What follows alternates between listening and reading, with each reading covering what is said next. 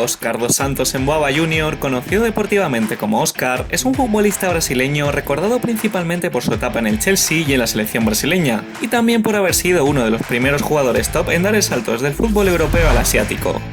Sin más, vamos a repasar la historia del centrocampista desde sus inicios hasta la actualidad.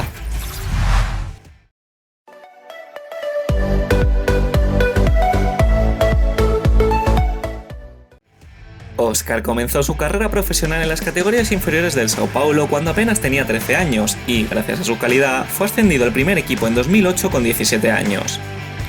Tras 2 temporadas en el primer equipo, Óscar tuvo problemas con la directiva debido a asuntos económicos, los cuales originaron que el brasileño pusiera fin a su relación con el equipo paulista. En 2010, Óscar firma con Internacional, equipo también de la liga brasileña. En su primera temporada apenas consigue disputar partidos debido a las constantes lesiones, pero ya en la segunda tuvo un rendimiento espectacular que mantuvo también en su tercera temporada. Este gran nivel hizo que los grandes equipos de Europa pusieran sus ojos en él.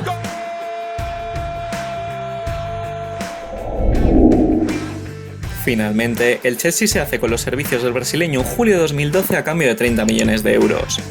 Sus primeros 2 goles se los anotó a la Juventus en la Champions League, partido que finalmente terminaría 2-2 y en el que el brasileño fue nombrado mejor jugador del partido.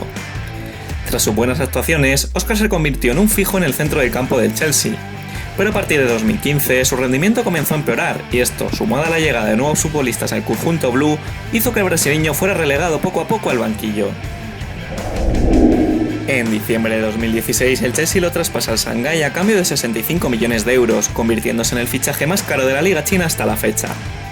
Desde su llegada al club chino, Óscar ha cosechado grandes cifras tanto en goles como en asistencias, y se ha convertido en el mejor jugador de la liga. Además, en una entrevista de este mismo verano, el propio futbolista llegó a reconocer que estaría encantado de jugar con la selección china el próximo mundial.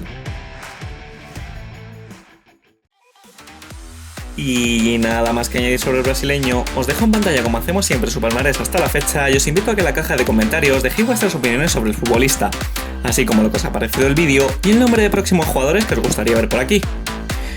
Un saludo y hasta la próxima.